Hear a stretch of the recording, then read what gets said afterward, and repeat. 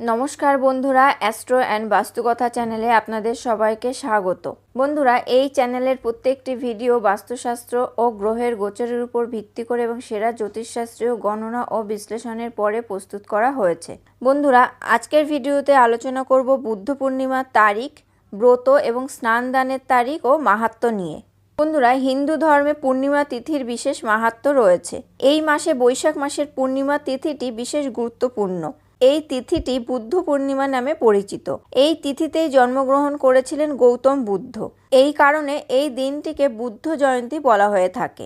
এবছর 23শে মে বৈশাখ পূর্ণিমা তিথি। হিন্দু ও বৌদ্ধ ধর্মাবলম্বীদের কাছে বুদ্ধ পূর্ণিমার বিশেষ মাহাত্ম্য রয়েছে। এই দিনটি জ্ঞান প্রাপ্তির দিন হিসাবে চিহ্নিত। এই তিথিতেই জন্মগ্রহণ করেন বিষ্ণুর নবম অবতার গৌতম বুদ্ধ। বন্ধুরা, এখন বলছি বুদ্ধ পূর্ণিমার দিন ও তারিখ। বৈশাখ পূর্ণিমার তিথি শুরু 22শে মে বুধবার সন্ধ্যা 6:48। বৈশাখ পূর্ণিমার তিথি সমাপ্ত 23শে মে বৃহস্পতিবার সন্ধ্যা 7:23। বুদ্ধ পূর্ণিমার ব্রত, দানপূর্ণ ও চন্দ্র অর্ঘ্য দেওয়ার তারিখ 22শে মে 2024। স্নান দান ও পূজা অর্চনা করার সময় উদয়া তিথি অনুযায়ী 23শে মে 2024। বন্ধুরা, এখন বলছি বুদ্ধ পূর্ণিমার শুভ সময়। বুদ্ধ পূর্ণিমায় স্নান দান করার সময় হলো সকাল 4:04 থেকে সকাল 5:26 মধ্যে। বুদ্ধ পূর্ণিমার পুজো করার সময় সকাল 10:35 থেকে দুপুর 12:18 মধ্যে। বুদ্ধ পূর্ণিমার দিনে চন্দ্রোদয়ের সময় রাত 7:12। বন্ধুরা, এখন বলছি এই বুদ্ধ পূর্ণিমা কেন পালিত হয়। পুরাণ অনুযায়ী বৈশাখ পূর্ণিমায় গৌতম বুদ্ধ জন্মগ্রহণ করেন। আবার এই তিথিতেই বুদ্ধত্ব জ্ঞান লাভ করেন তিনি।